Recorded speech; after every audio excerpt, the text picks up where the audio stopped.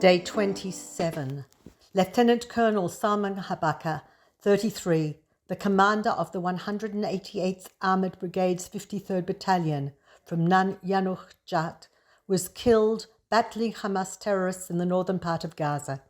He is the most senior officer to have been killed during the IDF's ground operation. The death of this Druze hero of Israel brings the toll to 18 soldiers killed during the ground offensive in Gaza, and 333 since the beginning of the war. Minister Benny Gantz said today that the current war is the most complicated in Israel's history and is extracting a heavy toll.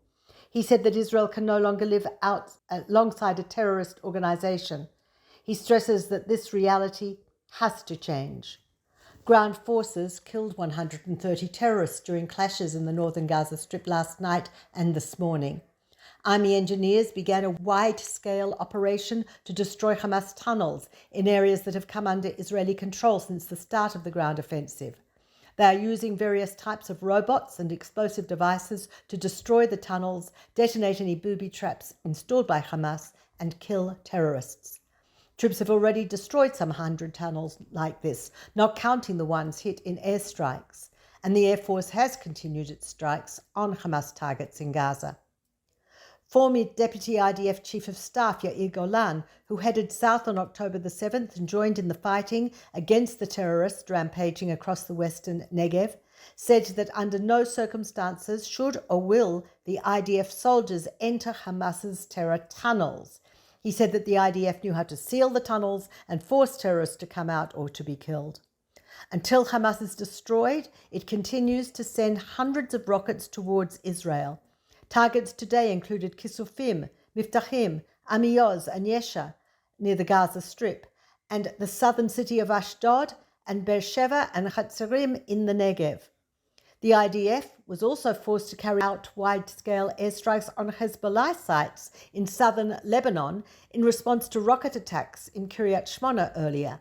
One rocket landed in a shopping centre, heavily damaging cars and a store and injuring 2 people. The city has been largely evacuated. Separately, a missile was fired at an IDF position near Manara, causing no injuries. Hamas said it was its forces, not Hezbollah, attacking in the north.